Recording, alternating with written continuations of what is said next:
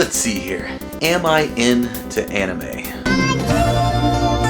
Now that I've got that email, I really want to watch an anime, so yeah, let's watch Fist of the North Star for a second here. Let's see what this is about. Alright, let's put this bad boy in, see what it's all about.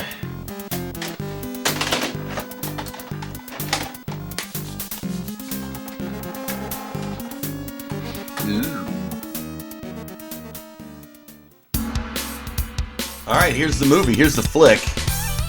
Godbeard over here walking around in his cloak. Got the muties trying to rip his clothes off because he's too sexy for them. I guess they're jealous of his Godbeard.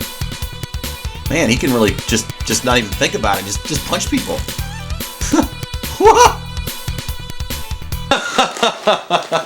This guy is truly like, doesn't even care. He's just indestructible. Whoa!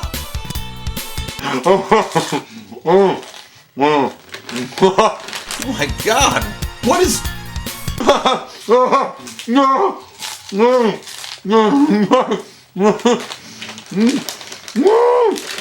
Nothing can stop him. He is unstoppable. I mean, really, he just punches people and their heads explode. That's what's not to like about that.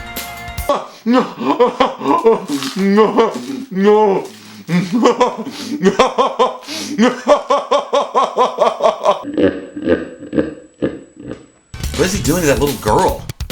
Oh, well, thank God he took care of him. There's a lot of chew.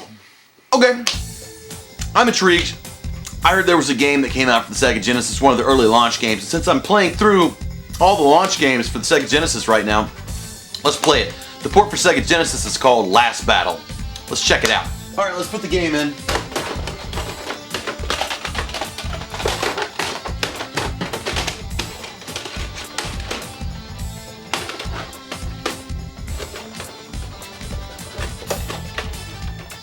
Last Battle is a side-scrolling beat-em-up released in 1989 in Japan and in 1989 in North America for the Sega Genesis or Mega Drive.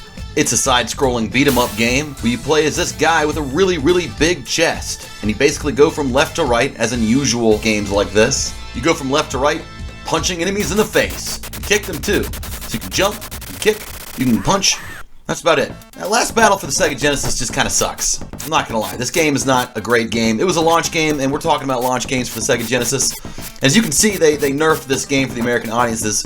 When you punch enemies, instead of their heads exploding like in the Japanese counterpart, Fist of the North Star, they didn't have the license to do that in this game. So instead, they kind of reskinned the game, so to speak, and you just end up kind of punching enemies, and they fly off screen. It looks really stupid. For some reason, this game, they decided to put a nonsensical map in between each level here, where you can kind of decide somewhat the direction that you go, making the illusion that it's non-linear, but really you have to kind of progress in the way that you can, and you can choose to fight bosses or choose not to fight bosses. All the level mechanics are pretty much the same in this game, and to avoid enemies, I tend to duck and use this useless little kick that I have here, and there's enemies coming at you with their tridents. It doesn't really make any sense. You're trying to save Alyssa from these dicks that took her from you. The Double Dragon storyline here, basically, but Fist of the North Star version, obviously nerfed for America. I don't know why they did this back in the day, but literally all you can do in this game is go from left to right. There's no exploration. It's another one of those games. So it's got huge sprites, and you look at the back of the box, and you're like, wow, this game has good graphics. Looks better than regular Nintendo, but this is all you get. Giant sprites. Wait, what? I am the only one who can save the world. Strength has increased. Yes, the translation's not so good in this game. They're actually pretty painful. Now you have the look of a hero. I wanted to meet Alyssa. Nothing really changes in this game. It's pretty much the same formula the whole time you play it, and it's really boring. And I wouldn't recommend this game to anyone nowadays. The graphics, I guess they're okay. I mean, they're decent, detailed sprites. There's really not much animation going on for these sprites, but they're relatively detailed, if a little bit ridiculous looking. The music's not bad. Music's not bad at all in this game. It doesn't use incredibly tediously annoying instrumentation like a lot of early launch games did for Sega Genesis. The controls, that's one of my biggest problem with this game, is the controls, because, man, they're just like really floaty and just weird. Like, you just jump up and like bicycle kick people, and just, I don't know, it's really bizarre the way everything feels in this game, and it does look completely ridiculous.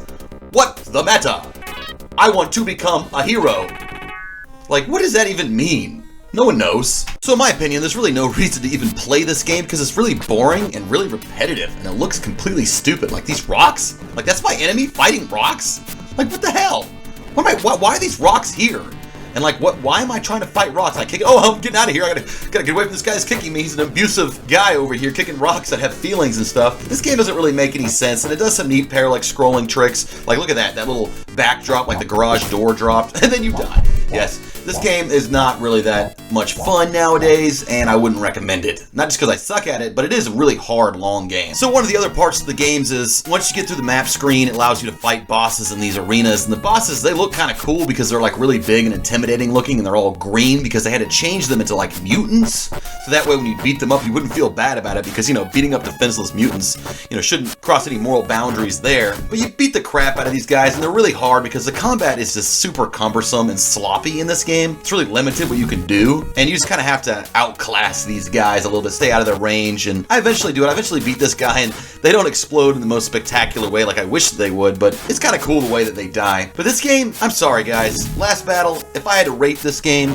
I would give it like a 2 out of 10, just because the graphics are kind of meh. I mean, they're decent sprite work, but it's kind of boring looking. The gameplay is super repetitive. The music, I mean, it's okay, it's just not very memorable, and the controls are very sloppy to me in this game, so I doubt a lot of people have nostalgia for this game because it's just not very good. I'm sorry, Last Battle, not a good game for the Sega Genesis. I would have rather played this in its full iteration with the full license of Fist of the North Star. Maybe that ultra violence would have made this way more interesting. I mean, we had violent games. We had Mortal Kombats. We had Splatterhouses. We had all kinds of violent games on the Sega Genesis. Why did they nerf it in the beginning in the 80s? I don't know. I guess people were afraid because kids were buying this, and they wanted to market it in such a way to where, you know, kids didn't like bring home these violent games with heads exploding at the end and stuff. Last Battle, Sega Genesis, sucks. 2 out of 10.